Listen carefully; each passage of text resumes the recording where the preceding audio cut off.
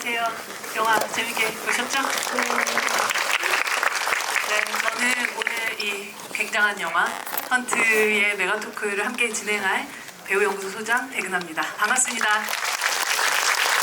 이렇게 꽉 채워준 여러분들한테도 너무 감사를 드리고, 사실 저는 이 영화를 깐에서 리미에르 극장에서도 보고 여기서도 봤는데 여러분들한테 확실히 말씀드릴 수가 있는 게 깐보다 여기 훨씬 더 좋아요. 여러분들 진짜 좋은 환경에서 이 영화 처음 만나셨다는 생각이 듭니다. 영화 보시고 굉장히 궁금함 같은 것들 갖고 계실 테고, 뭐 또 특별한 인연을 또 갖고 있는 황도현 감독님과 이정재 감독님 두 분 모시고 그 어디에서도 듣지 못한 이야기 함께 나눠보도록 하겠습니다. 큰 박수 부탁드립니다.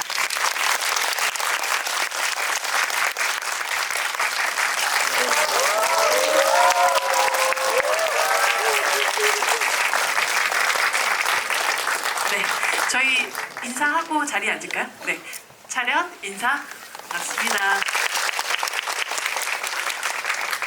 두 분이 오늘 하와이안 커플 같은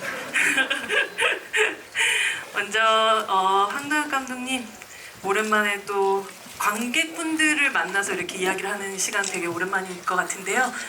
인사 한번 좀 부탁드립니다. 네, 안녕하세요.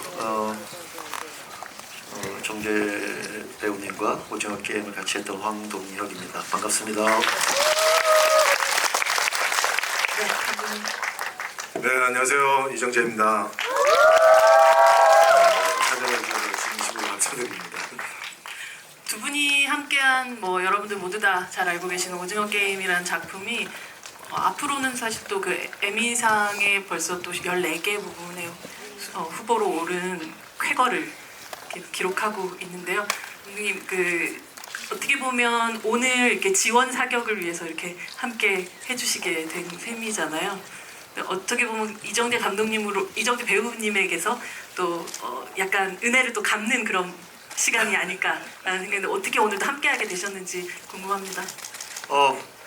뭐 저는 그 정재 배우님이 정재 씨가 이 작품을 얼마나 열심히 준비했는지 얘기를 많이 사실 저희 촬영할 때부터 많이 들었고요. 또 직접 그 촬영하는 촬영장에 가서 촬영하는 모습을 지켜보기도 해서 안 그래도 워낙에 이 작품에 대한 관심이 제가 많았습니다. 그리고 또 얼마 전에 VIP 시사회를 그저께 했는데 영화를 보고 정말 오 진짜 뭐야 이거 막 이런 생각이 들 정도로 영화가 재밌었어서 또 좋은 홍보 행사가 있다고 해서 참여하게 됐습니다. 네, 사실 영화 감독님, 황 감독님께서도 얘기하셨지만 이 영화를 준비하는 과정 속에서 가장 자주 만난 동료 감독이 황도현 감독이었을 것 같아요. 이정재 감독님. 네, 맞습니다. 네. 그때 오징어 게임 출연 제의를 받았고 또 미팅을 하고 또 준비를 하고 촬영을 하고 네, 그래서 가장 많이 뵀었던 감독님이시고, 그리고 또 이제 오징어 게임 이제 오픈됐을 때는 이제 저는 부산에서 촬영 중이었는데 부산에서 막 뉴스가 뭐 어느 나라에서 1등했다, 어느 나라에서 1등했다, 또 작년 어느 9월 나라에서 이후로 막 1등했다, 퍼졌던 뉴스들이 이 많았죠. 뉴스들을 이제 이 헌트를 이제 부산에서 찍으면서 이제 그때 접하게 됐는데 이게 무슨 일인가, 이게 진짜 뉴스인가 싶을 정도로 그래서 이 헌트의 현장에 있던 모든 스태프분들이 막 축하해 주시고 뭐 저도 빨리 들어가서 볼게요 막 그랬었던 기억이 나네요. 사실 동료, 만약에 배우로서 이제 그냥 같은 감독님을 뵈면 그냥 다른 작품을 찍고 있으면 거기에 대한 질문들을 하기가 좀 어렵잖아요. 근데 오히려 동료 감독으로서 그 비슷한 시기에 촬영을 하고 있고, 여기는 이제 이미 다 찍어놓은 영화의 홍보를 함께 하고 있는 그런 상황에서 뭐 약간 감독 대 감독으로서 많은 질문들이 좀 오고 가고, 혹은 조언들이나 혹은 도움을 요청하는 부분들이나 이런 것들이 좀 있으셨나요? 실질적으로 제가 어떤 질문을 하면서 이럴 때는 어떻게 좀 해야 될까요? 라는 질문은 많이는 못 드렸고요. 오히려 오징어 게임의 그 대본을 많이 더 보게 됐던 이유가, 물론 당연히 이제 연기를 해야 되니까 작품의 이해를 더 제가 더 높여야 되니까 많이 봤지만은 또 한편으로는 아니 어떻게 대본을 이렇게 잘 쓰셨지. 그게 더 새삼스럽게 보이시던가요? 네네네. 너무 간결하고 그리고 또 대사에서 주는 그 느낌과 뭐 여러 가지 표현들과 감정과 이런 것들이 너무나도 잘 써놓으셔서 이제 오징어 게임의 성기훈으로 대본을 볼 때와 헌트에서 어떻게 이런 문체는 좀 따라할 수 없을까 하면서 또 열심히 들여봤던 그런 기억이 있습니다. 선배님의 약간 학습 노트 같은 걸 미리 좀 네네네네. 훔쳐보는 그런 느낌이셨겠네요. 저를 데려가시진 않았는데 저희 조감독을 데려가셨어요. 오징어 게임 끝나고 저희 조감독을 스카우트 하셔서 헌트의 조감독을 맡기시더라고요. 네네 맞습니다. 감독님 빼갈 수 없으니까 비기를 훔쳐온 셈이겠네요. 네. 사실 그렇게 만약 꽁꽁 좀 뭐 질문을 그렇게 많이 드리지 않고 했다면 황동혁 감독님은 오히려 영화를 딱 보자마자 굉장히 아까도 와 하면서 보셨다고 하셨지만 또 정말 구체적으로 어떤 면에서 더욱더 놀라운 부분들을 발견하셨는지가 궁금합니다. 아니 뭐 다들 보셔서 알겠지만 뭐 이게 배우가 감독을 했다 뭐 이런 것들을 생각할 수 없게 만들잖아요. 그쵸. 그냥 말 그대로 하나의 멋진 액션 작품이 나와서 사실 보는 동안에 솔직히 처음 들어갈 때는 그래 뭐 네가 얼마나 만들었는지 한번 보자 뭐 이런 마음으로 들어갔다가 정신없이 정말 그냥 저 극장에 휴일에 나가서 즐기는 영화처럼 정신없이 빠져서 2시간여를 후딱 지나갔던 것 같아요. 그래서 다 보고 나서 야 이게 뭐지? 저한테는 막 이렇게 좀 걱정되는 얘기를 그랬어요? 많이 하셨거든요. 힘들다. 근데 뭐 이게 엄청난 엄살이었구나 하는 생각이 다 보고 나서 들었습니다. 일단 뭐 기본적으로 배우를 또 하면서 동시에 연출을 한다는 건 저는 사실 상상하기 어렵거든요.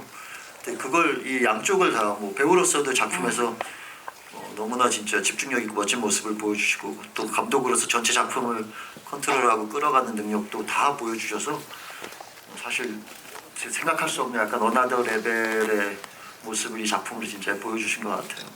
너무 정신없이 봤습니다 작품. 돌이켜보니까 약간 질투난다라고 생각되는 장면들도 있나요? 사실 저는 이렇게 본격 액션 영화를 찍어본 적이 없어서 액션 장면들이 다 정말 놀라웠는데 특히 진짜 이 해외에 제가 한 번도 안 간 걸로 알고 있거든요 이 작품이. 근데 뭐 워싱턴 DC, 도쿄, 방콕 제가 심지어 그 방콕 촬영 현장과 그 워싱턴 DC 현장에 가봤거든요. 비행기 한 번 안 타고 가셨죠? 네, 근데 보는데 잠깐 잊어버렸어요. 여기가 거기라는 사실을. 그 정도로 진짜 뭐 그 해외 로케를 국내에서 멋지게 액션을 다 담아서 구현해내셨고 특히 동경 액션 장면 같은 경우는 진짜 손에 땀을 쥐면서 저는 진짜 동경에 가셨나 하는 생각이 들 정도로 너무너무 실감나게 찍으셨고 이게 되게 숨돌림 없이 숨쉴 틈 없이 몰아치는 액션이잖아요. 근데 네. 중간에 갑자기 그 이웅평 그 분이 나오시는데 황정민 황정민 씨, 배우님이 네. 연기하셨던 캐릭터의 모델이라고 제가 할 수 있죠. 네. 어릴 때 실제로 이제 겪었거든요. 저 이웅평의 귀순을 제가 남한강변에서 피서 중이었는데 가족들과 물놀이 중이었는데 사이렌이 울리고 인천에 공습이 시작됐다고 해가지고 다 같이 빨리 집으로 돌아가라고 막 난리가 났었던 기억이 있어요. 실제 전장이 났다라고 해가지고 그 기억도 떠오르면서 이 숨 돌릴 틈 없이 빡빡한 액션에서 과연 이웅평이라는 사람이 갑자기 나와서 무슨 역할을 하려고 하는 기분 보는데 그 배우분이 나오신 것도 놀라웠지만 뭔가 잠깐 그 코믹하게 정말 이웅평이 라면이 먹고 싶어서 기승했나? 이 코믹과 같은 숨쉴 공간을 마련해 주면서 동시에 그 사람이 가져온 그 암호프리 책을 이용해서 결정적인, 다음으로 넘어가는 또 그 연결고리로 절묘하게 쓰셨더라고요. 그래서 야 이건 진짜 깜짝 놀랄 만한 재치와 센스가 보이는 그런 장면이었습니다. 그래서 이 작품에서 굉장히 약간 도드라지는 네. 그런 순간이었던 것 같아요. 맞습니다. 제가 말씀하셨던 것처럼 저희 이제 대기하고 있을 때 야 도쿄 장면은 어떻게 찍은 거야? 라고 어디서 찍은 거야라고 물어보시기도 했는데 그렇게 보면 이 영화는 뭐 코로나면 코로나 혹은 여러 가지 장애물들이 굉장히 많은데 그 장애물들을 굉장히 좀 슬기로운 방식으로 대처하면서 오히려 더욱더 좋은 효과들을 만들어낸 부분들이 분명히 있었던 것 같아요. 도쿄 장면은 어디서 찍으셨습니까? 그래서 도쿄는 부산에서 찍었습니다. 워싱턴은 여의도고 방콕은 저기 강원도 고성. 국내에 사실은 이제 세트가 아닌 시가전을 그렇게 국내든 뭐 해외든 이제 야외에서 그렇게 실감나게 또 그리고 대규모로 찍어낼 수 있다는 것 자체가 굉장히 큰 도전이라는 생각을 하거든요. 네. 그리고 또 시대가 다르기 때문에 네. 그 시대상을 또 지우는 것들도 굉장히 큰 또 도전이기도 했었을 테고요. 네. 맞습니다.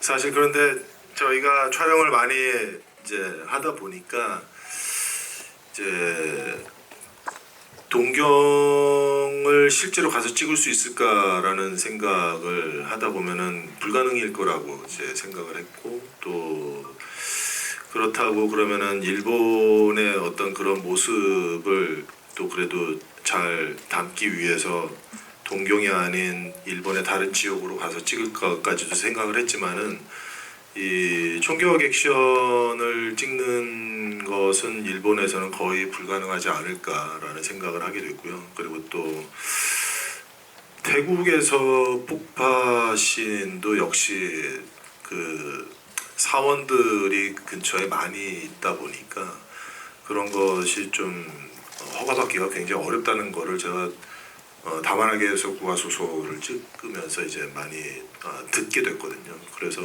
시나리오 쓸 때부터 동경과 태국은 한국에서 찍으려고 생각을 하고 시나리오를 썼고요. 그리고 또 워싱턴은 뭐 미국은 한국에서 도저히 해결이 안 된다. 그래서 현지 프로덕션도 정했고 또 그러면서 10번 이상의 회의를 가지면서 촬영 날짜도 정했습니다. 그랬는데 코로나 상황이 미국이나 한국이 그때 좋아지질 않아서 그래서 계속 뒤로 미루고 몇 번을 미루다가 결국에는 못 갈지도 모른다라는 그 연락을 받았고 그래서 못 갈 수도 있는 거에 대한 대안을 이제 급하게 찾다가 여의도에서 예, 죄송합니다. 하지만 우리 모두 누구도 눈치채지 못한 뭐 마치 그곳에 모두 다 간 것 같은 느낌이 드는 그런 영화기도 했었고 사실 황도엽 감독님도 말씀하셨지만 진짜 정신 없이 흔히 말하면 뭐 강약 중강약이 아니라 강강으로 또 이루어져 있는 이 영화에서 유일하게 기괴한 쉴 틈을 주는 등장 인물이 바로 황정민 배우기도 했던 것 같아요. 두 분의 또 뭐 정청과 이자성의 전사들을 또 생각해 보면 가장 애틋하게 쓰여진 캐릭터가 아닌가 싶기도 한데 그 역할을 사실은 전체 영화의 톤 앤 매너 안에서 가장 이질적인 순간을 만들어냈었던 그 어떤 의도들을 감독님께 좀 듣고 싶습니다.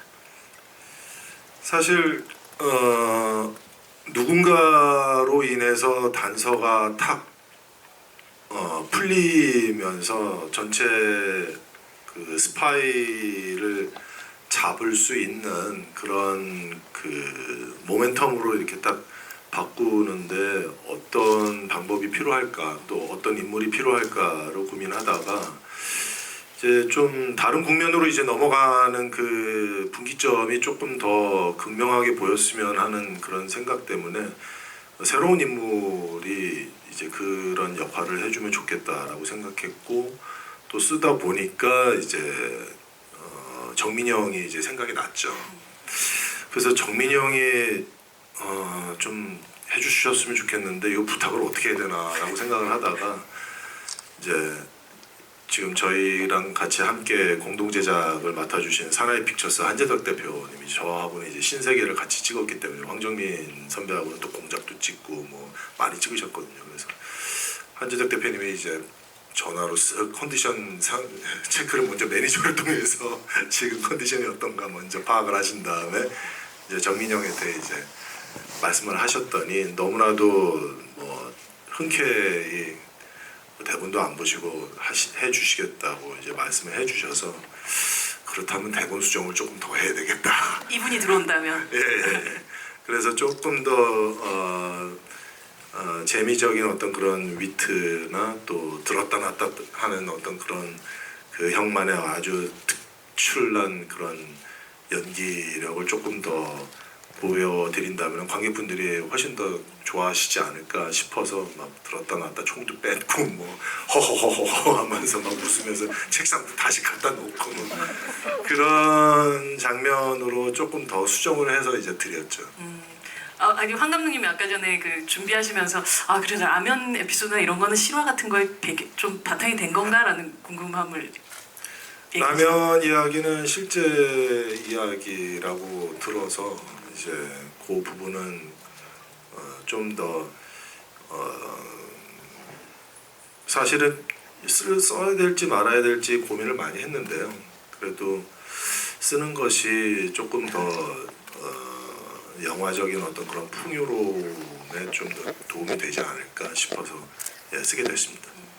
사실 역사 속에서 반대편이 돼서 싸우게 되는 외로운 두 남자라는 설정을 생각을 해보면 이 영화가 교묘하게도 굉장히 남한산성과 헌트가 굉장히 닮아 있는 영화 같다는 생각을 하게 돼서 여기 총알 개수만큼 거긴 단어 개수가 나올 것 같은 그 정도로 말을 총으로 쓰는 그런 영화였었고 여기는 사실은 그 육체를 써서 그 두 사람의 대결을 보여주는 부분들이라서 어쩌면 두 분이 되게 다른 연출의 형태를 갖고 있는 감독님들이지만 정말 사실은 밑바닥으로 봤을 때 굉장히 비슷한 부분들이 서로 있는 사람들이 아닐까라는 생각을 했었어요.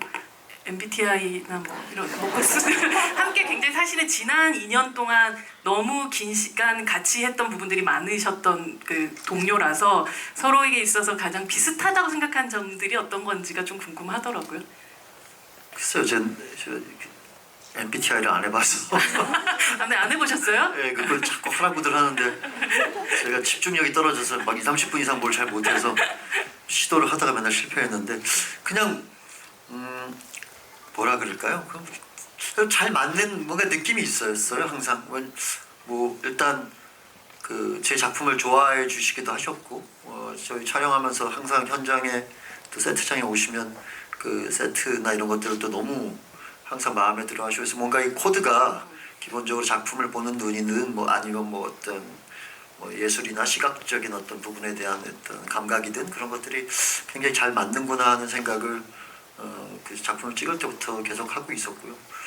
다니면서도 항상 저희 재미있게 술 먹어도 항상 또 재미있는 분이고 대화 코드도 잘 재미있는 맞고 해서 분이셨군요. 아이고 정재 씨가 또 술 드시면 재밌으십니다. 네, 뭐 이래저래 참 잘 맞는 구석이 많은 저는 그런 사람이라고 생각하고 있습니다. 물론 공식적인 영혼의 짝이 계시지만 또 한동혁 감독님이 새롭게 또 등장한 영혼의 짝으로서 말씀드렸던 것처럼 어떤 부분에 있어서 말하지 않아도 또 이해되고 혹은 또 이렇게 맞다니라고 생각되는 어떤 공통점이 있는 동료셨나요? 글쎄요, 이제 이런 거는 저희 둘이 좀 잘 맞는 것 같아요라고 아주 뭐 이렇게 말로써 이제 맞춰보지는 않았는데 제가 이렇게 뭐 그 오징어 게임으로 혹은 이제 그 전작 감독님의 그 전작품들을 이렇게 보았을 때는 작품성에서 그 재미와 예술성을 같이 이제 가지고 가시는 유지하시는 그런 작품으로서의 모습은 너무 그 부분이 너무 멋있었고 좋았고요. 그리고 또 실제로 오징어 게임을 하면서 이제 같이 작업을 하면서 또 말씀하신 것처럼 이제 촬영이 없는 날은 또 맥주도 한잔 하고 뭐 이러면서 이제 이런저런 얘기할 때는 굉장히 시원시원하세요. 네, 그리고 또 뭐 저보다 훨씬 더 유머도 많으시고 그리고 또 무엇보다도 되게 따뜻한 마음을 이제 사람들이 느낄 수 있을 정도로 표현을 잘 하세요. 그래서 본인과 함께 일하고 있는 그 스태프분들의 소중함을 표현을 또 잘 하세요. 그래서 그런 모습을 현장에서 봤을 때는 이분이 그냥 자기 일만 열심히 하는 사람이 아니라 모두 함께 이제 같이 가려고 하는 그런 아주 리더로서의 그런 모습을 봤을 때는 굉장히 존경스러웠죠. 술자리에서 어떻게 재밌게 해주셨길래 저렇게 술을 먹어야 그렇게 되죠.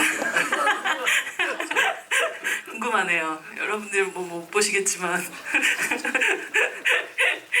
사실 영화에서 첫 총격전이 벌어지는 공간이 교묘하게도 또 극장의 그런 공간인데 그 극장의 어떤 뒤에 뭐 소품실, 의상실 뭐 이런 것들이 막 공간을 활용하는 방식 같은 것들도 굉장히 처음에 영화가 시작되자마자 엄청나게 관객들을 몰입시켰던 그런 순간들이었다는 생각이 들어요.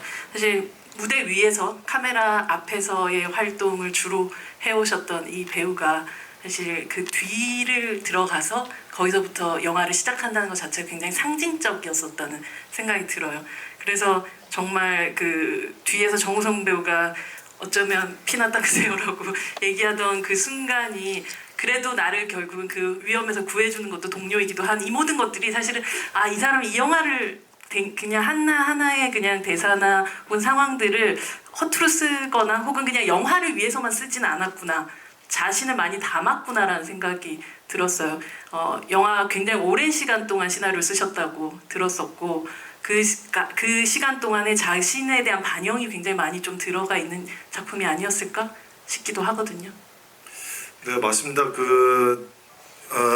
시나리오를 쓰면서 역시 제가 좋아하는 혹은 제가 원하는 그런 감성과 취향이 들어갈 수밖에 없겠죠. 왜냐하면 제 마음에 안 들면 그 다음 페이지로 넘어가지를 못하니까요. 근데 이제 주제면에서 이제 좀 여러 가지 주제를 놓고서 어떤 주제를 이 영화에 잘 녹여야 될까라는 그 고민이 제일 길었고요. 그리고 주제를 잡으면서 이제 쓰기 시작할 때는 정도를 맡으신 우성 씨나 또 제가 해야 하는 어떤 그 평호의 어떤 그 목적성이 훨씬 더 강화되어야 된다. 또 혹은 또 이 스파이 장르물이라는 어떤 그런 또 특수성까지도 이제 고려를 한다면은 조금 더 복합적인 내면과 조금 더 복합적인 의미가 보여지면은 좀 더 풍성해 보이지 않을까라는 생각을 많이 했습니다. 사실 여러분들이 오늘 거의 뭐 이탈하시는 분 없을 정도로 처음에 예매하신 이후로 다 여기 계시다고 또 들었거든요. 여러분들 질문을 좀 받으면서 저도 사이사이에 질문 좀 이어가도록 하겠습니다. 제가 질문 하나 네, 정해주시네요. 네, 1번으로 제가 네. 관객 1번. 아니 제가 이거 보고 나서 곰곰이 생각해보다가 든 생각인데 정도와 평호잖아요 이름이. 예. 근데 생각을 해보면 그 정우성 씨가 한 정도라는 역할은 군인으로서 정도를 거리는 사람이잖아요. 그리고 평호는 전쟁에 반대하는 평화주의자란 말이에요. 그래서 혹시 그 일인들의 혹시 그런 생각을 하고 지으신 건지 궁금했습니다. 모든 사람들이 4, 5, 6 무슨 의미냐고 막 계속 묻고 막 이런 것 때문에 갑자기 그거는 사실상 제가 판권을 처음에 구입했을 때 남산이라는 시나리오 초고에 네. 설정되어 있는 이름인데요. 그래서 상당 부분이 많은 부분이 이제 바뀌면서 이름마저도 이제 바꾸려고 했습니다. 근데 공교롭게도 정도가 제가 정도 인물을 많이 바꾸면서 그 바뀐 인물과 굉장히 좀 잘 어울리는 이름이었고 평호 역시도 마찬가지여서 그래서 유지하게 됐습니다. 진짜 정우성 배우 하면 그 정도라는 것이 되게 어울리는 그 정의, 정도 뭐 이런 표현들 같은 것들이 항상 따라붙는 그런 배우니까 사실 감독님 그런 질문을 하실 만한 그런 장면이었던 것 같습니다. 네. 감독님 또 궁금한 거 없으세요? 궁금한 거 하나는 이건 뭐 개인적인 질문인데 뭐 술자리에서 해도 되는 얘기인데 마지막에 그 총성은 어떤 의미인가요? 또 이렇게 다들 또 궁금해하실 것 네. 같긴 한데. 마지막 총성 두 발은 그 유정이 북한 공작원들을 쏘는 총성이었습니다. 이렇게 클리어하게 얘기를 해주시는 게 여러분들의 뭐 상상에 맡기겠습니다. 이런 거 없으신 역시 이 영화의 톤앤 매너하고 감독님의 어떤 스타일이 딱 맞아 떨어진다는 생각이 듭니다. 진짜. 네. 여러분들에게 질문하시는 분들에게 정도의 그 군번줄 그리고 사인 포스터가 선물로 가게 됩니다. 손을 들시기 전에 정말 질문이 나에게 있는가에 대한 고민들을 하시고 그냥 일단 내가 걸려보자라는 생각보다 정말 질문 있으신 분만 손을 들어주시기 바랍니다. 네, 손 드신 분에게 지천명 월드스타 효자 이정재님께 가겠습니다. 네, 여기 앞에서 세 번째 줄의 세 번째 네 자리에 앉아 계신 분입니다. 네, 감사합니다. 먼저 오늘 의상 굉장히 멋있으십니다. 네, 질문 드릴게요. 이 영화를 보면 이 시대상을 굉장히 잘 보여주고 있는 영화라고 생각하거든요. 근데 그 시대상을 구현하면서 이제 소품이나 의상 이런 걸 많이 신경을 쓰신 것 같은데 혹시 그 중에서 이거는 참 조달하기 힘들었다 하는 소품이나 뭐 의상이나 이런 게 있으셨는지 궁금합니다. 감사합니다. 감사합니다. 스텝 회의 첫 회의 때 이제 많은 그 파트의 스텝들이 다 모여셨을 때 카메라 감독님하고는 첫 번째 대화가 뭐 어떤 거, 뭐 그다음 조명 감독님하고는 또 뭐 어떤 거. 근데 이제 미술 소품 팀과 첫 번째로 말씀드렸었던 게 이제 제가 자료를 좀 준비해서 이런 소품이 좀 필요합니다라고 얘기를 드리면서 사실 시대 그걸 찍을 때 제가 이제 다른 제가 출연한 현장을 보면은 기억에 남는 게 이 장비나 이런 어떤 소품들이 다 옛날 거를 이제 보관하고 촬영하고 하다 보니까 상태가 이렇게 참 좋지가 않은 소품들이 이제 많이 있거든요. 그런데 정보부라는 곳이 굉장히 국가 예산을 제일 많이 쓰는 기관 중에 하나인데 저희 영화에서 낡디 낡은 소품이 등장하는 것은 조금 좀 맞지가 않는 것 같아서 상태가 최상으로 좋은 소품을 해외에서 혹은 국내에서 좀 꼭 좀 시간을 갖고서 좀 구해달라라고 첫 번째 말씀이 그 말씀이었어서 뭐 도청 장비라든가 뭐 혹은 뭐 닐테이프 장비라든가 또 여러 가지 소품들을 먼저 몇 개월 전서부터 해외나 국내나 다 알아보면서 또 해외에서 들어오는 것들이 있고 국내에서는 또 박물관에서 또 가져온 것들도 있고 그리고 또 구하지 못하는 것은 똑같이 정말 또 제작도 해주셨고 그래서 정말 미술팀과 소품팀이 너무나도 고생 많이 해주셨죠. 가장 어렵게 구했고 가장 이 자리에 존재하는 것 자체가 너무 다행이었다 생각했었던 소품 같은 게 있으세요? 그 평호가 이제 자기 그 책장에서 그 비화기라고 하는 그런 그 전화기를 이제 꺼내서 연결을 해서 이제 전화를 하는 장면인데 그게 이제 국내에 있는 그런 그 전화기 박물관에서 빌려온 거고 그리고 또 이렇게 텔렉스라고 해서 이게 수신 전송할 수 있는 어떤 그런 큰 장비가 있는데 그런 것도 역시 이제 국내 박물관에서 이제 허락을 받고 이제 빌려왔었는데 상태가 너무 좋아서 그리고 작동도 너무 잘 되고 그래서 너무 신났죠. 진짜 근데 감독님들은 머릿속으로 상상하던 것들을 미술팀이나 스태프들이 그것들을 진짜 실제하게 만들어줬었을 때 그 굉장한 짜릿함 같은 게 있을 것 같아요. 네, 오징어 게임 같은 경우도 미술이 굉장히 중요했었던 그런 작품이기도 했었고 이 영화는 특히나 또 시대극이다 보니까 또 그리고 이정재 감독님이 만들어내고 싶어하는 어떤 미장센 안에서 미술이라는 건 너무 중요한 역할이었을 것 같은데 감독님 보시면, 그러니까 황 감독님 보시면서 감탄했던 어떤 장면들이나 미술 뭐 이런 어떤 씬들 같은 게 있으신지요? 사실 이 80년대를 배경으로 한다는 게 사실 근대가 제일 어렵다고들 하죠.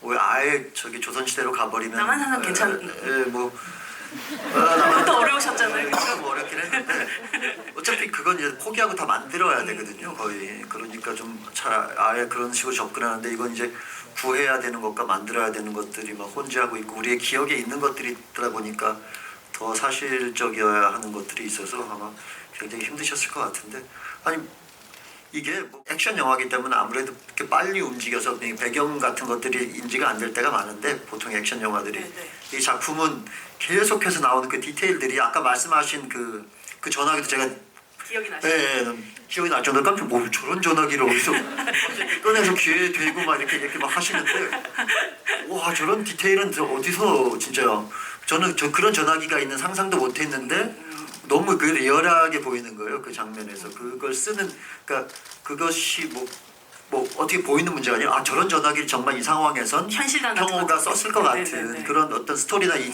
상황과도 잘 맞아 떨어지는 소품이었어서 오 저거 진짜 되게 신기하다 뭔가 느낌 참 멋있다 잘 어울린다 생각하고 있었는데 그 말씀을 또 박물관에서 빌려왔다고 해주셔서 그 장면이 갑자기 확 다시 떠올랐어요. 네. 네, 다음 질문으로 가겠습니다. 감독님 이정재 감독님이 한 분. 네, 저기 남성분 헌트 이렇게 높이. 네. 예. 둘, 셋, 네 번째. 네, 카메라가 앞에 있는 그 분이신 것 같은데. 네. 네. 이번 영화 두 번째 감상하면서 조효정 조효정 역할? 캐릭터가 네. 대사하는 게 좀 의미심장하게 느껴졌는데요. 그 술자리에서 약간 그 민주주의에 대해서 발언하는 게 결국에는 북한 스파이였던 게 드러나면서 그 대사들이 더 인상 깊게 들었는데 그런 걸 염두에 두시면서 그 대사를 쓰셨는지 궁금하고 또 혹시 약간 유사 모녀 관계처럼 보이는데 분녀. 예, 여기서 부녀 관계처럼 보이는데 굉장히 네, 뭐 어머니를 담당하고 계시긴 하죠. 유사 청담동에서 네, 주로 네. 네, 유사 부녀처럼 보이긴 하는데 혹시 그런 장면을 좀 더 설득력 있기 위해서 좀 더 추가하셨을 만한 장면이나 잘린 장면들도 있는지 좀 궁금합니다. 감사합니다. 시나리오 초 남산에서 가장 많이 바꾼 부분이 바로 그 둘 관계 설정이거든요. 남산에서는 그 둘이 잠자리도 하고 그다음에 굉장히 좀 이해하기 힘든 그런 관계로 저는 느껴졌기 때문에 그 부분부터 빨리 바꿔야 되겠다라고 생각하면서 두 관계를 어떤 식으로 바꿔야지 이 영화 안에서 주제와 함께 잘 어우러질까라는 고민을 굉장히 많이 했고요. 그리고 그렇다 보니까 이제 또 자주 나와서 이 영화는 어차피 이제 평화와 정도의 두 사나이의 이야기를 그리는 영화이다 보니까 유정 캐릭터가 짧게 나오지만은 어쩔 때는 의미심장하게 어쩔 때는 또 임팩트 있게 또 그렇게 나와 주기를 바랬고 그러다 보니까 나올 때마다 조금씩 그 대사를 더 다른 캐릭터의 대사보다는 더 막 많이 고치기도 하고 이렇게 써봤다가 또 다시 지우기도 하고 또 다시 쓰기도 하고 했었던 그런 과정이 되게 많았었던 캐릭터인 것 같고요. 그리고 제가 제일 좋아하는 대사 중에 그 포장마차 씬에서 이제 아저씨가 정보부에 얼마나 있었다고 13년 독재자보다 더 나쁜 놈들이 독재자의 하수인이래 그러면서 세상이 변화가고 있는데 멍청해라는 대사를 하게 되는데 아마 유정은 훈련을 받고 내려왔지만은 벌써 자유를 갈망하는 젊은 자기 또래의 친구들을 보고서 아마도 거기에서 벌써부터 금방 신념이 바뀌었을 거라고 저는 생각을 했거든요. 자기는 벌써 이렇게 바뀌었는데 너는 얼마나 이 생활을 하고 있냐라고 되묻는 장면이었고 13년이라고 얘기하고 세상이 변하고 있는데 멍청해라는 다시 유정의 얘기를 하고 그리고 이제 아마 평호는 그러면서 이 아이의 변화를 계속 눈여겨봤을 거고 그러면서 본인도 아마 조금씩 금이 가지 않았을까 그러면서 이 유정은 좀 보호해주고 싶은 마음이 더 들었을 것이고 마지막 평호의 대사가 넌 다르게 살 수 있어라는 대사까지 연결이 되는 걸로 네 이게 쓰게 됐습니다. 사실 영화가 이제 각각들이 비밀을 계속 품고 있고 그것들을 파헤쳐 나가는 과정들이 있다 보니까 2번 정도 보시면 진짜 말씀하셨던 것처럼 아 저기에 저런 함의들이 있었구나라고 생각하면서 곱씹어서 좀 볼 수 있는 대사들이 굉장히 많았던 것 같아요. 네, 다음. 네. 근데 이거 지금 스포성 얘기. 아, 그쵸. 여러분들은 되게 고급 관객이시잖아요. 아시죠? 저희 이 안에서 들었던 이야기에서 남들이 들었을 때 굉장히 영화의 재미에 반감이 될 것 같다면 거기까지만 하시는 건 너무 잘 알고 계실 것 같아요. 네. 네, 그럼 네, 약속만 지켜주신다면 좀 더 네. 자유롭게 얘기하겠습니다. 네. 황도열 감독님이 이번에 다음 질문자를 굉장히 어렵죠, 이런 일이. 천만 감독 이정재 말하는 의미에서 천만 감독 이정재. 네, 저 이따가 나중에 뒤쪽으로도 갈게요. 네. 감사합니다. 네. 영화 너무 재밌어요. 천만 감독이 되실 것 같은가요? 당연하죠. 천만 감독이 되실 상이신가요? 지금 제가 2회차 관람을 했는데 음. 박평란 감독도 캐릭터에 대해서 굉장히 매력을 느끼고 있거든요. 그래서 그 혹시 시나리오나 그 극 중에는 나오지는 않지만 이 캐릭터들에 대한 그 인물 죄송해요 적어왔어요 떨려서. 네, 네. 아, 예, 네, 예, 네. 예. 그냥 시나리오나 읽으셔도 극 됩니다. 중에는 나오지 않는데 이제 감독님이나 배우분만 알고 있는 그런 캐릭터에 대한 설정이 있는지 아 편집된 혹은 뭐 장면이 있는지를 혹은 말씀하시는 뭐 건가요? 대사로 아니면- 표현되진 않았지만 두 사람끼리는 우린 이런 관계였을 거야라고 네. 설정한 부분들이 있는지가 네, 궁금하신 거죠? 네. 감사합니다. 감사합니다. 이게 참 웬만한 설정과 어떤 의미를 네. 굳이 제가 따로 말씀을 드리지 않고도 좀 잘 이해해 주시기를 바라는 마음으로 설명을 한참 했지만은 역시나 정우성 배우님께요. 아니 이제 뭐 정우성 씨, 우성 씨도 역시 마찬가지고 뭐 다 그랬지만은 사실상 영화 스피드가 워낙에 빠르고 또 내용이 이제 담겨져 있는 내용들이 좀 많다 보니까 조금 이제 전달을 조금 하는 데 있어서 조금 제가 좀 부족한 면이 있지 않았나 싶어서 좀 그런 면에서는 좀 죄송스럽게 생각하는데 이제 평호와 정도는 제가 생각했을 때는 같은 방향을 바라보고 또 같은 희망을 꿈꾸는 남자들이라고 저는 생각을 했고요. 하지만은 자신의 목적을 이루기 위해서 굉장히 과감하게 이제 자기의 행동을 보여주는 그런 두 인물이라고 생각했고 또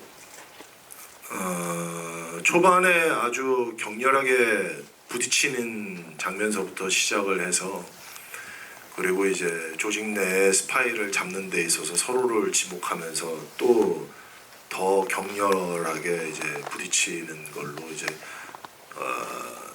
매직 미러라고 이제 조사실 안에서 이제 거울을 사이에 두고서 이제 서로가 서로를 이제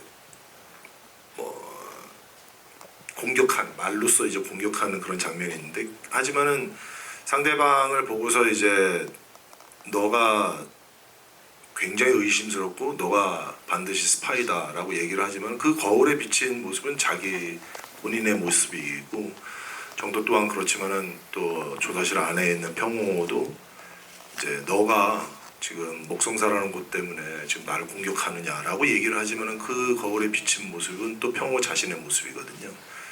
그러면서 이제 더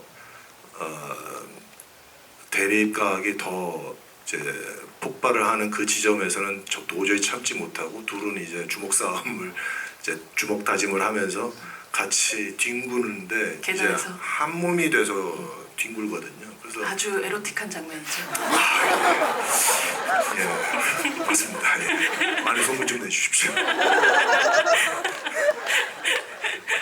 그러면서 이제 이 둘은 굉장히 다른 인물이지만 이제 한 몸이 되어서 이제 앞으로 계속 같이 함께 한다라는 암시를 이미지적으로 혹은 행동적으로 좀 보여드리고 싶었고 그리고 이제 맨 마지막에는 대규모 폭발과 함께 색깔과 성격이 다른 두 인물이 회색 먼지로 그냥 하나의 색깔로, 그래서 역시 이 둘은 하나인 듯한 인물로 보여드리고 싶었었던 그런 개인적인 의미가 좀 있습니다.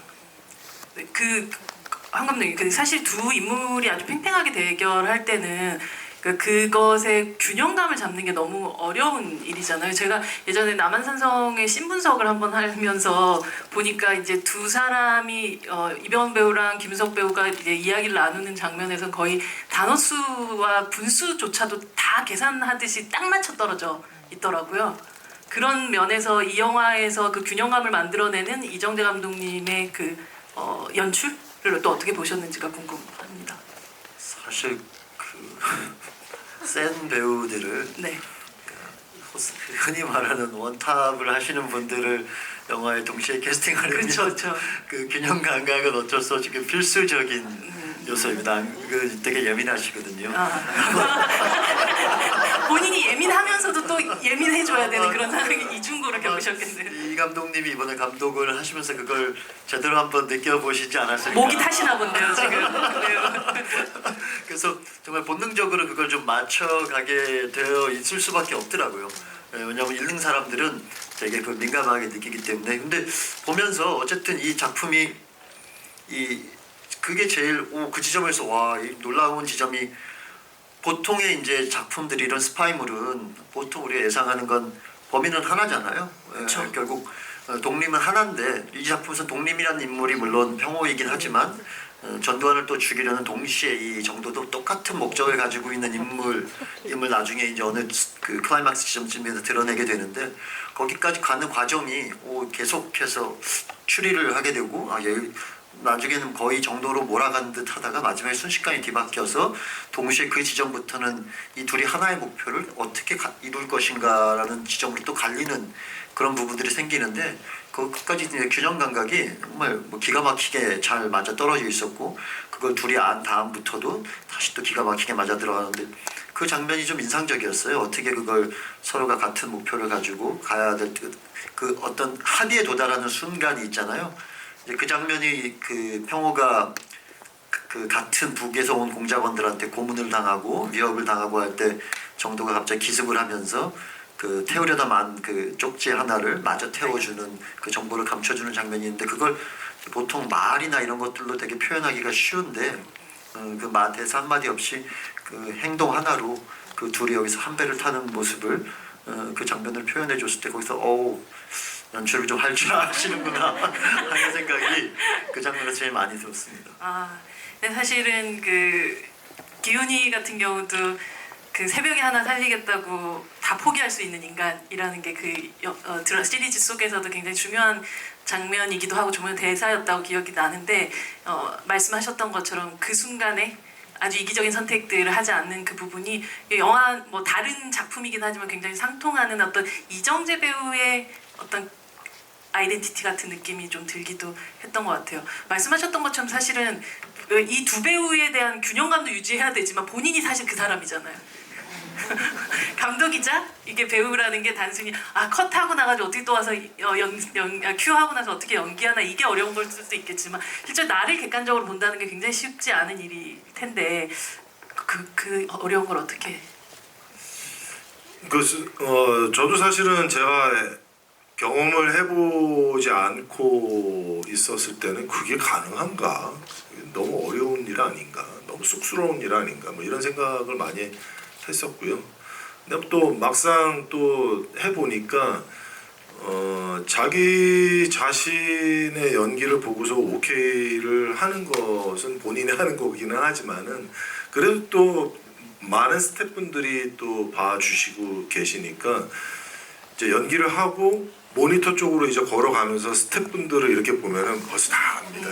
이게 오케이구나, 아니면 한 번 더 찍어야 되겠구나라는 그 분위기를 너무 금방 알 수 있어요. 왜냐하면은 오케이 연기면은 제가 모니터 쪽으로 갈 때 모니터에 이제 스태프분들이 계세요 아직.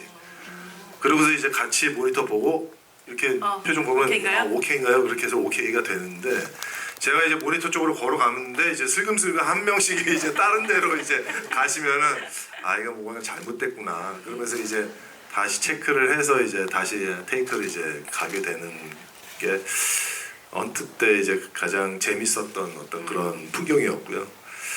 뭐 말씀하신 대로 투탑 구조의 시나리오를 쓰기가 굉장히 까다롭습니다. 맞습니다. 그래서 51% 정도로 누군가에게 멋스러움이 있다든가 뭔가 조금 더 주제와 가까이 있다든가 혹은 무언가가 더 1%라도 더 상대방에게 있다면은 이 나머지 배역이 이제 캐스팅이 잘 안 되거든요. 그리고 현장에서 끊임없이 얘기합니다. 좀 이렇게 바꾸면 안 돼, 좀 이런 것 좀 하면 안 돼라는 식으로 끊임없이 얘기를 하는 모습을 뭐 너무나도 많이 봐왔고 또 어렸을 때는 저도 그런 이야기를 감독님한테 또 요구했었던 저의 또 어떤 그런 부끄러웠던 시기가 과거가 있었고 있었군요. 예. 그러다 보니까 이제 밸런스 맞추는 게 굉장히 어렵고요. 또 더군다나 우성 씨는 저의 아주 절친이면서 아주 뭐 오랜 동료이기 때문에 그 밸런스 맞추는 거가 이제 제 거를 챙기는 것보다는 오히려 우성 씨 거를 챙기면서 밸런스를 맞추어 갔었던 게 예, 그랬던 기억이 예, 많이 나네요. 그럼에도 불구하고 정우성 씨가 슬쩍 와서 너무 이쪽으로 기운 게 아닌가라고 얘기하는 순간 없었나요? 야, 아직까지 그런 서운함을 이제 비치시진 않았네요. 예, 참 그런 거 보면 참 가슴이 넓고 속이 그러시네요. 깊으신 분이에요. 예. 네, 정도를 거르시는 분이시군요. 네, 다음 질문을 저 뒤쪽으로 갈게요. 지금 저 핸드폰 네, 불빛으로 여기 네 아니 바로 옆이었던 것 같은데 네 맞습니다. 반짝이게 약간 라이트를 켜셨던 분이 있으셨던 것 같은데 네, 두 분이 원만한 합의를 네, 한 분에게 가겠습니다. 네, 요 라인이에요. 둘째 라인. 네, 영화 너무 잘 봤습니다. 오늘 세 번째 봤는데 5번은 더 볼 것 같아서 굉장히 감동적이었고 흥행이 너무 잘 될 것 같아서 미리 축하드리고 싶습니다. 미리 축하드립니다. 네, 그리고 감사합니다. 짧게 질문 드리겠습니다. 네. 감독님으로서 영화 촬영하시면서 가장 재밌게 찍으셨던 컷과 가장 힘들게 찍으셨던 컷이 뭔지 알고 싶고 왜 그러셨는지 듣고 싶습니다. 네. 가장 재밌게 찍었었던 거는 뭐 보셔서 아시겠지만 그 계단에서 구르는 씬. 아니요. 그 저 동경 요원 이제 우정 출연해 주신 분들과 네. 함께 촬영할 때가 가장 즐거웠던 장면이었고요. 왜냐하면 뭐 그분들이 이제 이 두 선배가 두 동료가 뭘 한다고 하니까 이제 도와주겠다라고 아주 흔쾌히 이제 오히려 먼저 연락을 주신 분들이어서 또 다들 아시겠지만 너무나도 바쁘신 분들인데 부산까지 이제 많게는 6차례까지 이제 내려오셔가지고 이제 촬영을 해주셨거든요. 근데 다들 모여 있으니까 이게 촬영하는 장소인지 혹은 이제 무슨 청룡영화제인 줄 알았는데. 야유에 나온 건지 모를 정도로 계속 농담하시고 막 웃고 막 피 묻히고 또 웃고 여기가 다 찢어졌는데도 또 웃고 자기들끼리 사진 찍고 예, 너무나도 감사한 추억이고 또 너무나도 예, 즐거웠던 추억입니다. 그리고 또 이제 가장 어렵고 또 힘들었었던 촬영은 역시 그 라스트 방콕 시퀀스라고 할 수 있고요. 워낙에 많은 출연자분들도 많이 나오시고 또 상황이 계속해서 이제 그 짧은 시퀀스 안에서도 국면이 계속 몇 번씩 이제 바뀌는 것을 또 잘 찍어냈어야만 됐고 또 대규모 폭발도 있고 총격도 뭐 한두 명이 하는 것이 아니라 막 몇십 명씩 동시에 막 이제 총기를 이제 사용하다 보니까 이제 안전 같은 것도 또 더 유독 이제 신경을 썼어야만 됐고 뭐 여러 기술이 아주 집약적으로 아주 또 혹은 이제 전체적인 어떤 그런 예산이나 물량 면에서도 아주 집중됐었던 그런 시퀀스여서 그 시퀀스가 가장 어렵기도 하고 힘들기도 하고 그랬었던 장면입니다. 인질이 되지 말았어야지 뭐 이런 대사처럼 내가 왜 스스로 인질이 되었나 싶은 현장에서 아 내가 왜 연출을 하게 되었나에 대해 후회가 막심하다라고 생각되는 순간들도 있으셨을 것 같아요. 네 맞습니다. 그 좀 연출을 좀 해주십사 만났었던 또 부탁드렸었던 그 감독님들이 얼굴에 막 스쳐 지나가고 참 많으셨더라고요. 네.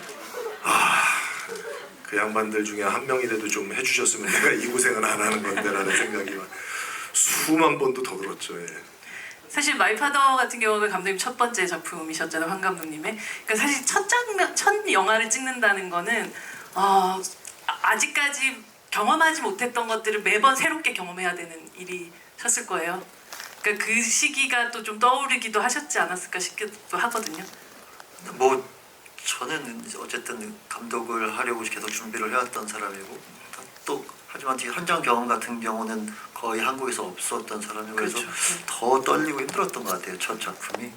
그래도 또 정재 씨는 조금 다른 케이스. 현장 경험은 너무너무 많고 이미 뭐 영화 현장에서 베테랑 중에 베테랑이지만 또 전혀 안 해본 생소한 분야에 도전을 하시는 거였어서 뭔가 약간 비슷하면서 다른 그런 데뷔가 아니었을까 싶어요. 신인 감독은 힘들죠. 신인 감독이 제일 힘든 건 신뢰를 얻어야 되는데 배우와 스태프들로부터 감독으로서 사실 그 그쵸. 신뢰를 얻는 과정이 이제 되게 까다로운 거죠. 왜냐하면 저보다 다 이 분야에서 더 많은 시간들을 보내왔던 사람이 대부분이고 그래서 얘가 어떻게 하나 보자라고 이렇게 눈에 쌍심지를 켜고 다들 보시기 때문에 그 처음에 한 달 뭐 예를 들면 한 10회차 안에서 내가 과연 이들의 신뢰를 획득할 수 있는가 그게 제일 두렵고 힘들었던 일인 것 같아요. 근데 아마 뭐 어느 정도는 비슷한 느낌을 가지지 않으셨을까 싶어요 감독으로서. 어떠셨어요? 네 맞습니다.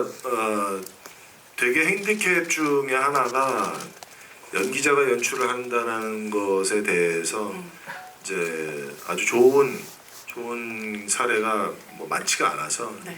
그래서 이제 그런 부분의 모든 스태프분들 혹은 이제 배우분들까지도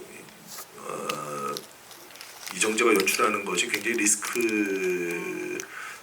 리스키한 게 아닌가라는 생각들을 많이 하실 텐데 제가 그런 부분에 있어서 어떻게 하면 더 저분들이 불안해하는 저 마음을 무엇으로 제가 빨리 감독님이 말씀하신 것처럼 신뢰를 드릴 수 있을까라는 거에 있어서는 역시 시나리오와 그 다음에 또 풀이를 준비하면서 회의를 해 나가는 과정에서 제가 더 준비를 많이 해서 더 생각을 많이 얘기하고 또 의견이 다르다면은 굉장히 또 논리적으로 설득을 해야 되고 또 어떨 때는 또 그분의 아이디어가 좋다라는 것은 바로바로 그 자리에서 인정을 해서 바로 또 수정을 또 해 나가야 되는 부분이 역시 신뢰를 쌓을 수 있는 그런 물리적인 시간은 좀 필요했습니다. 네. 다음 질문을 받도록 하겠습니다. 여기에 제일 끝줄에 있는 네 지금 이렇게 들고 있는 네 맞습니다. 조금 더 내려오시면 되겠네요. 네. 네. 너무 영화 잘 봤습니다. 저 중학교 때부터 팬이었어요. 늦게 입덕하셨네요.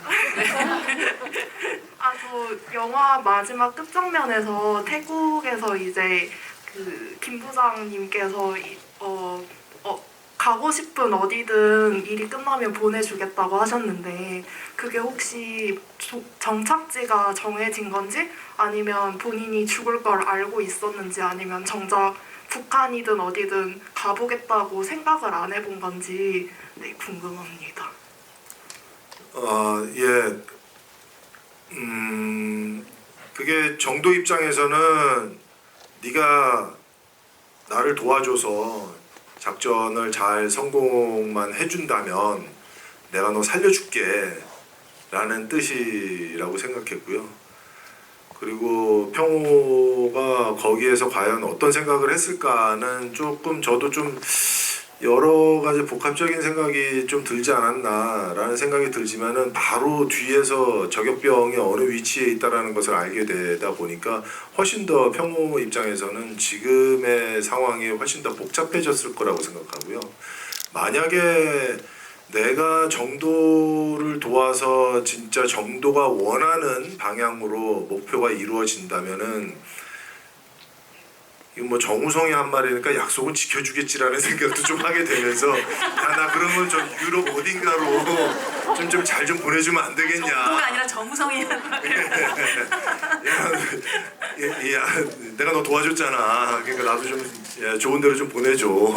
그래서 아마 좀 평호를 좀 안전한 곳으로 좀 보내주지 않았을까요? 그 약속을 지키지 않았을까요?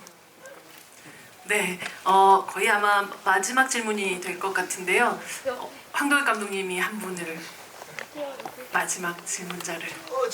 제일 뒤에 양손 저으시는 분 네. 어둠 속에 계시는 분. 굉장히 귀신데. 그러게요. 팔이 엄청 기신데. 네. 네. 감사합니다. 네. 감사합니다. 네. 오징어 게임의 쌍문동에 살고 있어요. 상문동 사시는 성규 씨랑 함께 사셨던. 네. 저는 이제 스파이 이제 간첩으로 지목되는 그 독림이랑 천보산이라는 그 단어가 좀 어떤 의미가 있는지에 대한 좀 궁금증이 있었어요. 이제 70년대 보면은 이제 동백님 사건이라고 해서 실제로 그 간첩 이제 사건이 있었던 걸로 저는 이제 기억을 하는데 혹시 그 독림이라는 그 단어 자체도 좀 그런 데서 어원이 온 건지 아니면 또 다른 의도가 있었는지 좀 그런 부분이 좀 궁금합니다. 천보산도 마찬가지로 네. 좀 어떤 의미가 들었는지 궁금합니다. 독림이라는 그 코드네임은 원래 그 남산 초고에 있는 이름인데 그게 왜 독림인지는 설정이 되어 있었거든요. 근데 제가 수정을 하면서는 그 독림의 그 이름 풀이 과정이 그 장면이 저한테는 사실 중요하지가 않는 장면이어서 저는 그 선택을 하지 않았고요. 하지만은 독림이라는 지금 방금 전에 말씀하신 다른 사건도 이제 그런 비슷한 그 이름이 또 저도 자료를 찾다가 이제 알게 됐고 그러다 보니까 독림이라는 코드네임은 유지를 하는 것이 조금 더 좋지 않을까라는 생각을 했고 또 왜 독림인지에 대한 그 설명의 장면은 선택을 하지 않았습니다. 천보산 역시 이제 특별한 그 이름의 뜻은 없고요. 독림과 천보산 이제 평호와 유정이 필요한 그 코드네임으로서만 존재하는 이름입니다. 남도 북도 아니고 동쪽이 아니었을까 싶기도 하거든요. 두 사람이. 네네네. 사실 이 영화 아까 캐스팅에 대한 이야기들도 많이 뭐 나오기도 했지만 약간 이 영화의 캐스팅을 보면 내일이 없는 감독이 찍은 어떤 선택이구나. 내가 두 번째 영화를 찍을 수 있을지 없을지 모르겠으니 내가 가지고 있는 모든 주변을 다 때려 박으리라 이런 느낌 같은 것들도 사실 있어요. 근데 그건 모든 첫 번째 영화를 찍는 감독들의 동시에 두려움이기도 한 것 같거든요. 다시 찍으면서 혹은 준비하면서 나한테 다시 연출의 기회가 주어지지 않을 수도 있지 않을까라는 그런 두려움 같은 것들은 사실 없으셨는지 궁금해요. 뭐 지금 보니까 한 100편도 더 찍으실 것 같기도 하지만. 아니요. 저는 연기를 더 열심히 할 거고요. 네. 근데 이제 많은 스태프분들과 배우분들이 굉장한 열의를 보여주셨고 그 첫 회의 때서부터 계속 회의가 진행될 때마다 이 정도로 열심히 준비하시고 열의를 보이시나라는 그 모습에 되게 좀 많이 놀랬고요. 그리고 또 이분들이 배우만큼의 아티스트들이구나라는 생각을 굉장히 크게 갖게 되다 보니까 이제 좀 더 저도 분발하고 좀 더 열심히 해야 되겠다라는 생각을 하면서 모든 것을 다 이제 쏟아내야 되겠다라는 그런 책임감으로 일을 하게 됐습니다. 그래서 그렇죠. 예, 저에게 두 번 다시 연출은 없다. 절대라고. 사실 그러고 나서 그 감독님은 두 번째 수상한 그녀를 찍으셨잖아요. 그렇죠? 저요? 네. 세 번째예요. 세 번째 수상을 도가니를 찍으셨잖아요. 두 번째. 그러니까 사실 뭐 항상 감독님들은 두 번째, 세 번째들이라는 걸 이제 예상하지 못한 상태에서 그 작품들에 임하게 마련이잖아요. 저희가 오징어 게임 2를 절대 안 할 거라 그랬거든요. 그렇죠. 네. 절대 다시는 시리즈를 하는 일이 없을 거라고 제가 찍으면서 너무 힘들어서 맹세를 했는데 결국 다시 하게 돼서 절대로 장담하지 마시라고 말씀드리는 겁니다. 어쩌면 다음 작품을 연출할 감독으로서 혹은 오징어 게임 2를 함께 찍을 또 배우로서 이번 또 헌트라는 작품을 보고 나서 이정재 배우에게 또 약간 서로 둘이 있을 때 좀 민망하지만 여기서 꼭 해주고 싶으셨던 말씀이 있으면 마지막으로 좀 들어봤으면 좋겠습니다. 오 진짜 이렇게까지 해낼 줄 저도 예상을 못했어서 진짜 너무너무 그간 들인 공과 이 작품에 대한 애정과 노력이 모든 컷에 다 묻어났어요. 그 정도로 아 정말 진심을 다해서 이렇게 열심히 했구나 하는 생각이 들어서 진짜 또 놀랐고, 그래서 좋은 재능을 가지신 것 같아요. 섞이지 마시고 좋은 기회가 오면 또 배우 하시다가 또 어느 그 영감이 오는 순간이 있으시면 다음 작품을 다시 또 영화제 팬으로서 이정재 감독님의 다음 작품도 한번 꼭 보고 싶다는 말씀을 드리고 싶어요. 네, 큰 박수 부탁드립니다. 이정재 감독님 오늘 사실 홍병감님 굉장히 귀한 걸음 해주셨고 네, 맞습니다. 또 이 귀한 만남을 위해서 정말 꽉 채워주신 관객분들에게도 너무 큰 감사함이 있으실 것 같은데요. 마지막 또 인사와 함께 또 감독님에게도 사랑을 한번. 사실 제가 어느 순간서부터 무대 인사를 이제 다니면서 정말 열심히 만들었습니다. 재밌게 봐주세요라는 말을 안 하기 시작했어요.